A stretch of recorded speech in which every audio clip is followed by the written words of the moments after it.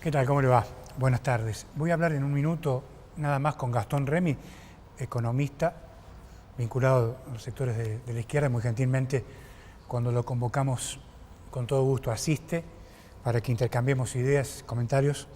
Y hoy quería preguntarles cómo está viendo él el supuesto plan de recortes del gobierno, que en vez de traer tranquilidad ha generado polémica a esta hora. Y yo quiero que me explique él, que es economista, yo soy un periodista, pero él que es economista, que me explique cómo lo está viendo. ¿Es cierto, no es cierto? ¿Tiene maquillaje, no tiene maquillaje? ¿Es una picardía del gobierno, no es una picardía del gobierno? Se lo voy a preguntar a Gastón Remy en un minuto. Pero antes quería hacer algunas consideraciones respecto del gobierno de la provincia de Jujuy. Claro está. Me parece a mí que va a ser muy difícil para el gobierno de Morales lograr la unión, la paz y el trabajo utilizando la mordaza.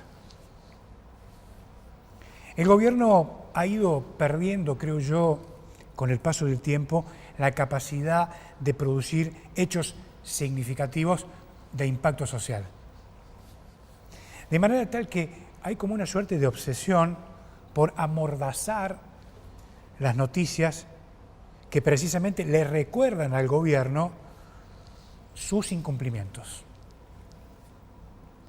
Por lo que vemos, o por la reacción que ha tenido en las últimas horas el señor Morales, pareciera que hay una tendencia a simplificar la realidad de acuerdo a sus propios intereses. Digamos, en esta postura estaría parado hoy el señor Morales. Y a propósito de esto, si es así, me parece que es el anticipo de una catástrofe. Y a propósito me pregunto, ¿el señor Morales quiere llegar más lejos que el señor Kirchner en la idea de disolver el pensamiento crítico? Es una primera pregunta. La segunda pregunta es, ¿qué agobia al señor Morales? ¿El aluvión de noticias que le marcan algunos de sus errores en la gestión? La palabra de Morales pareciera ser que es la única que existe o la única existente. Así me lo han reconocido algunos dirigentes que integran la propia coalición de gobierno. Su rencor, o vaya a saber qué cosa, lo impulsó, creo, en las últimas horas a un nuevo retoque en sus directivas para con el gabinete. Usted se preguntará, pero ¿qué retoques ha hecho que no vemos ninguno? Sí, ha hecho retoques. Obediencia al silencio. Silencio hermético. Estos son los retoques, si usted quiere, que ha hecho Morales en su última reunión de gabinete. La crítica, me parece a mí, es necesaria para corregir. Si usted es padre de familia o madre de familia, critica algunas cosas a su hijo o a su hija con el objetivo de intentar corregir. Lo mismo lo hace un maestro con un alumno o un jefe con un empleado. ¿Sí? Por eso digo que la crítica es sana para corregir. Pero este concepto, me parece a mí, es viable en la medida de que el gobierno esté dispuesto a aprender y no dispuesto a enseñar. ¿Sí? Morales está dispuesto a enseñar. ¿Enseñar qué cosa? ¿Sabe por qué le digo esto? Y yo sé que algunos se pueden ofender en el entorno más cercano del gobernador, o el gobernador está en la provincia en este momento, me gustaría preguntárselo personalmente. Morales no tiene experiencia de gestión. Y este es un dato de la realidad. Toda la vida ha sido legislador. Creo que ha tenido un paso muy breve, o un periodo muy breve en la administración de la municipalidad, algo por el estilo. Pero en rigor de verdad nunca administró nada. De manera tal que debería tener apertura para escuchar, no de nosotros, porque en todo caso nosotros somos un puente entre la realidad y el gobierno, si usted quiere. Por eso digo, no para escucharnos a nosotros, pero sí las informaciones que presentamos y en función de eso tomar las decisiones más correctas. Podés estar de acuerdo o no con determinada noticia. Si estás de acuerdo, podés corregir. Y si no es así, tenés que estar dispuesto a discutirla. No se puede gobernar para controlar al que piensa distinto. Por el contrario, si tenés envergadura política, podés salir a discutir las ideas. ¿Se entiende? Es decir, Morales, en vez de venir a discutir aquí las diferencias o discutir ideas, piensa en cómo hacer para controlar al que piensa distinto. Es un error. Además, el gobernador pareciera que elige el rencor sobre algunos temas que le molestan o le incomodan. Y ese rencor, creo yo, le impide comunicar con claridad las transformaciones estructurales, trascendentes, que merecen informarse. ¿Se da cuenta? El gobernador pareciera ser, en definitiva, que ha elegido el camino de la imposición de la voz única para intentar, entiendo yo, callar a alguien. Si esto realmente llegara a ser así, le digo al señor Morales, bienvenido al Titanic. En un minuto vuelvo y hablo con Gastón Remy.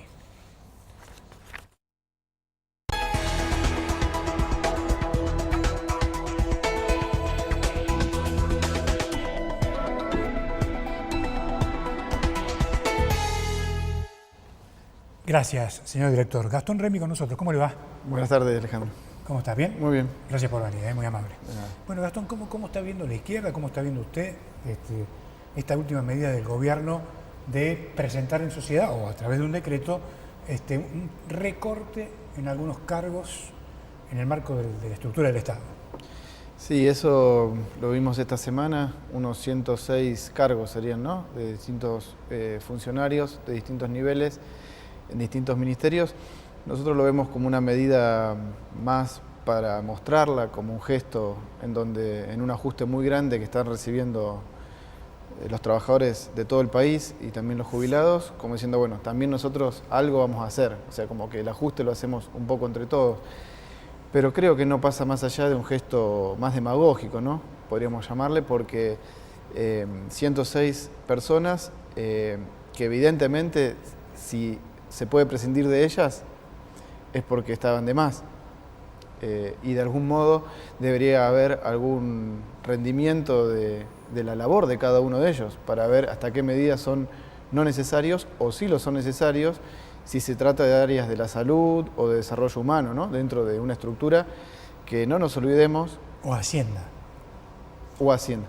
No nos olvidemos que en diciembre de 2015 había 8 ministerios en la estructura del organigrama del Estado provincial. Y a partir del nuevo gobierno pasó de 8 a 13. Algunos gremios denunciaron más de 300 nuevos funcionarios. Eso nunca lo pudimos ver en ningún número concreto. Ahora habría 106 que estarían sobrando. Entonces, nada, si uno incluso lo observa en valores, ¿no? Alrededor de 50 millones anuales, que dicen que recién este año se ahorrarían 24 millones por lo que ya se ejecutó. Si uno hace cálculos con los niveles de pobreza que está viendo, 50 millones de pesos anuales equivalen a solo el 38% de las personas que reciben asignación universal por hijo hoy en la provincia. 38%. Sí, pero no nos olvidemos que es para cubrir un mes. Sí, entiendo. Cuando en realidad la asignación por hijo se paga de enero a diciembre. O sea, por donde lo mires, evidentemente se confirman dos cosas. Como te decía, un gesto más de la idea de que, bueno, si se va a ajustar brutalmente al pueblo trabajador, la casta de funcionarios algo va a contribuir. Y por otro lado, evidentemente, si no hay rendición de cuentas, estas 106 personas no hacían nada o no eran fundamentales y sin embargo cobraban un ingreso estos años muy superior a los 12.500 pesos que cobra hoy una maestra con 10 años de antigüedad con un cargo en alguna escuela acá de la provincia, ¿no? Hay un concepto errado, me parece a mí, del diseño o en la arquitectura del diseño del funcionamiento del Estado, ¿no? Digo, ¿para qué creas coordinaciones y después la vas a terminar sacando de un plumazo? Digo, ¿cuál es el sentido? Bueno, eso se han perdido 150 millones de pesos en ¿cuántos meses? Y estamos hablando casi de 3 años, ¿no? No, perdón, claro, en 3 años a 50... Sí. A 50 casi 150 millones. 150 millones de pesos. Sí. Perdón, es así, ¿no? 150. Así sería Bueno, porque no hay ninguna planilla ni ningún pero fíjate, escrito oficial, ¿no? Fíjate, Gastón, el error de una decisión de esta naturaleza, error o no, porque puede haber sido con intenciones políticas de contener a militantes, lo que vos quieras, pero le cuesta al Estado 150 millones de pesos, para nada. Bueno, por eso, o tal vez eran algunos de ellos son necesarios, no lo sé. Sí. Evidentemente no lo son. Bueno, pero el gobierno no explica. El gobierno no explica y sobre todo las áreas sensibles, porque yo te mencionaba el problema de desarrollo humano. Ellos dicen a través de funcionarias del área de educación que se ha casi duplicado la asistencia de personas a los comedores escolares. Son 158.000 niños que hoy en toda la provincia reciben 6,9 pesos por día, que es un té, un mate y un pan. Y hay hambre en la provincia. Y ni hablar con los niveles de inflación que se han disparado este año. Entonces, esas personas, evidentemente, si no cumplían ninguna labor, bueno, son también responsables de una situación más profunda de que, está bien, corremos esos funcionarios. Ahora vamos a seguir dejando 6,9 pesos por día para los chicos de la provincia que tienen que comer un pan y cualquier maestra te lo cuenta. Entonces, es como el ajuste lo vamos a hacer un poco entre todos, suponete, pero hay gente que se ajusta y pasa hambre todos los días y eso, ¿dónde se discute? ¿Está en discusión? Bueno, nosotros creemos que por eso. Sin embargo, el resto de la planta de funcionarios, desde el gobernador hacia abajo, incluidos los legisladores, hablamos acá a través del fondo de bloque que no se rinde cuentas, los sueldos de privilegio siguen estando.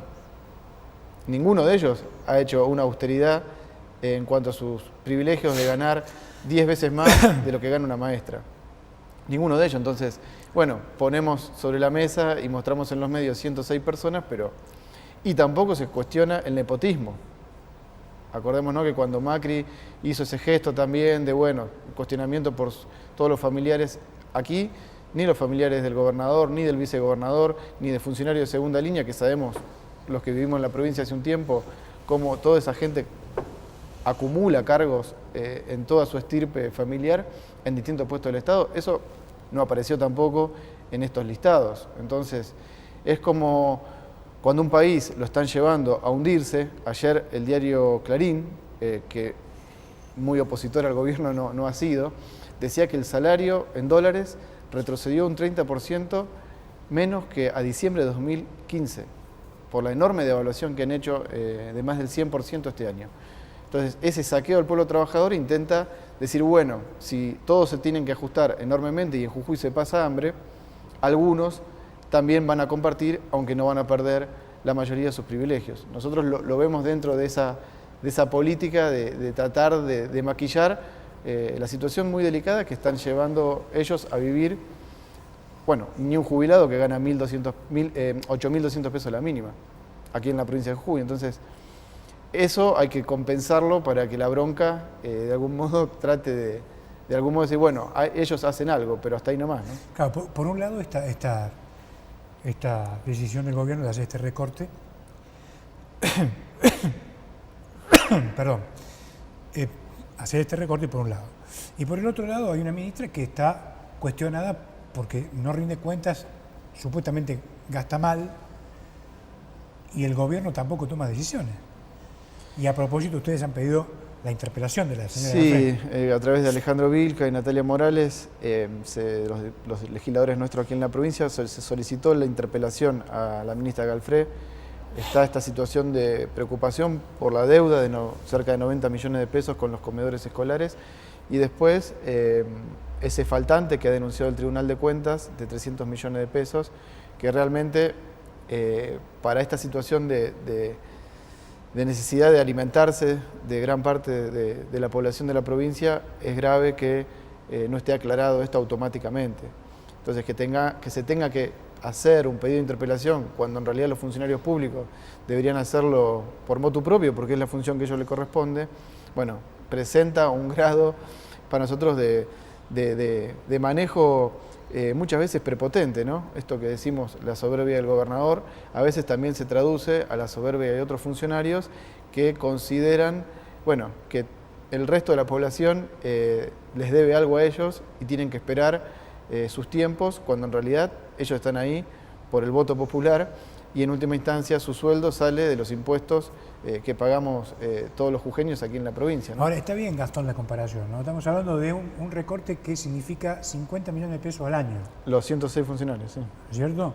Pero después tenemos una ministra que no puede justificar 300 millones de pesos sobre gastos realizados en un año. Exactamente. Estamos hablando del ejercicio 2016. Sí. Está claro, ahí, ¿no? Digo, para que la gente lo entienda. Claro. ¿Te das cuenta de la incoherencia? Bueno, yo creo que es una situación producto de un gobierno que un poco lo analizamos otra vez aquí, que actúa en forma muy soberbia y prepotente, que cuando sale de la provincia y almuerza en canales de televisión de amplia llegada, muestra una realidad que después no es la que se corrobora en el día a día, en la calle, en los barrios, en los lugares de trabajo, en las ferias, en donde no solamente hay 158.000 niños y 120.000 familias que tienen asistencia para comer todos los días por parte del Estado, sino que hay una situación de precarización muy fuerte en el empleo, de caída de la generación de empleo privado, datos del Ministerio de Trabajo de la Nación, y una estructura de la provincia que no es solo de este gobierno, sino de antes. Es un trabajo que presenté en las jornadas últimas de Economía Regional hace 3 semanas aquí en la provincia, donde el salario promedio de la mitad de los jujeños que tienen una ocupación principal, según el INDEC, nunca llega ni siquiera a equivaler al salario mínimo vital y móvil. Entonces, eso es de arrastre de hace años, no solamente de esta gestión, y eso es lo que no se muestra. Entonces, se muestra una realidad casi de fantasía, cuando la realidad cada día se vuelve más dura. Entonces, esa inconsistencia creo yo que es también la contracara de una oposición que más que oposición acompaña como la sombra al cuerpo al oficialismo.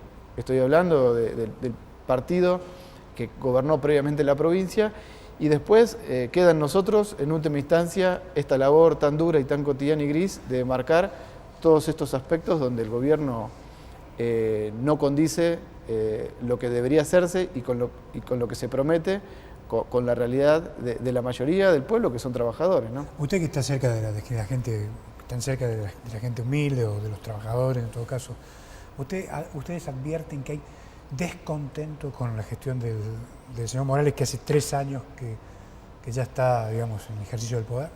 Sí, hay un descontento muy importante. Se corrobora tanto en los sectores de trabajadores, en los maestros. Hemos estado la semana pasada en el paro nacional de la CETERA, maestros que tienen que hacer 1001 malabares para poder llevar la comida todos los días, sobre todo las mujeres. La situación de la juventud también, una enorme precarización y mucho cansancio del maltrato del gobierno.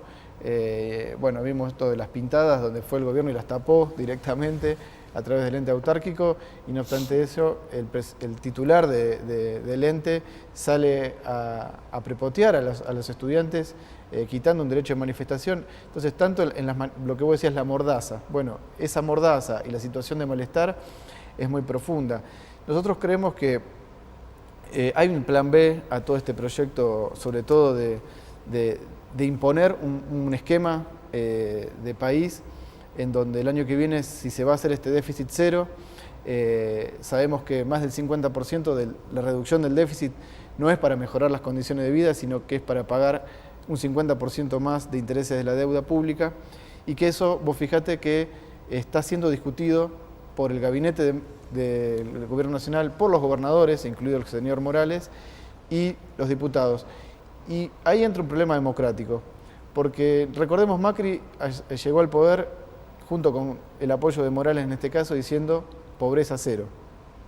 Ningún diputado o legislador de la oposición, del peronismo, sea del sector que sea, dijo que iba a hacer déficit cero y generar este nivel de inflación y caída de la actividad económica. Entonces, esta gente se va a juntar entre ellos, están negociando el presupuesto y van a definir unas condiciones de ajuste muy fuertes sobre el gasto social y los empleados del Estado, y eso tiene repercusión sobre el sector privado. Nosotros consideramos que eso es un acto no democrático, porque ninguno de ellos fue votado para hacer eso, sino con otro proyecto de gobierno. Creemos que si bien nuestro proyecto como socialistas es pelear por un gobierno de las mayorías trabajadoras, no obstante, creemos que hay un mecanismo dentro de la propia Constitución Nacional, que es la Asamblea Constituyente. Entonces creemos que hay que pelear para que esa asamblea se convoque, que tenga un diputado cada 20.000 habitantes. Hoy Jujuy tiene solamente 3 diputados nacionales. Bueno, si se convoca con este criterio, pasaría de 3 a casi 30 diputados nacionales, y que todo este malestar que vos me preguntabas antes pueda traducirse en diputados que presenten un plan alternativo. O sea, una asamblea constituyente libre y soberana, no como la que hizo Alfonsín y Menem en el 94, donde ellos hicieron un conjunto de puntos básicos que nadie se podía salir de ahí, sino que se pueda discutir todo. ¿Qué se hace con la deuda pública? ¿Qué se hace con la fuga de capitales? ¿Qué se hace con los servicios públicos que están en dólares de la época de Menem? Entonces por eso vienen los tarifazos sucesivamente. ¿Por qué la jubilación mínima tiene que ser de 8.200 pesos cuando la canasta de los jubilados es casi de 20.000 pesos? Bueno, cada uno de los puntos centrales que hacen a las condiciones de vida no la pueden definir una mesa chica, diputados y senadores que no fueron elegidos para eso, sino tiene que ser un organismo democrático, y dentro de lo que hay, creemos que esta Asamblea Constituyente, que permita la participación también de los jujeños a través de diputados, debe ser un órgano que no lo van a dar, hay que peleárselo, pero el único mecanismo democrático para terminar con todas estas mordazas y también planes que en última instancia siempre ajustan a los mismos. Entonces, si acá, te decía antes, 3 millones es el canon minero, representa lo que pagan las mineras el 2,2 de los ingresos tributarios de la provincia de origen local. El 2,2. Gente que vende litio, vende plata, zinc, en dólares. Y es un presupuesto anual. O sea, esa gente es la que tiene que hacer realmente el esfuerzo. Esos intereses capitalistas es lo que hay que afectar, y no a la mayoría trabajadora, al jubilado, a la juventud. Y eso hay que discutirlo democráticamente, no puede quedar en manos de ellos. Bueno, ese es nuestro planteo más de fondo. Está muy bien, está muy bien. Pero independientemente de estos argumentos, me parece que simultáneamente a esto hay que administrar el Estado, hay que cambiar el criterio de administración del Estado. Bueno, administran mal. Lo que te decía antes, los privilegios se mantienen, ninguno de ellos acepta cobrar como una docente, ninguno de ellos acepta ser revocable. Acá estamos hablando de gente que no quiere, que hay que llamarla, interpelarla y pasar por el filtro de la legislatura, porque la legislatura tiene un filtro. Casi los 2/3, excepto por una persona, son oficialistas, y ese es un filtro que impidió la interpelación al ministro Robles por el desmaneje que hicieron del ingenio de la esperanza. Bueno, ahora hay que pasar el filtro. Penoso. Bueno, las escuelas, ¿cuántas veces se pidió interpelar a la ministra de Educación? Y el filtro de los 2/3, entonces cuando decimos que tiene que ser un organismo democrático, quiere decir que no puede estar filtrado ni por jueces, ni por senadores, ni por mayorías automáticas, porque entonces ¿para qué funciona la legislatura si vos llevas un proyecto y pasás por el tamiz de los 2/3 del oficialismo? Sí, entiendo. Gastón, gracias. Muchas gracias. Ha sido un gusto, como siempre. Gracias. Gastón Remy con nosotros. Nos reencontramos mañana. Chau.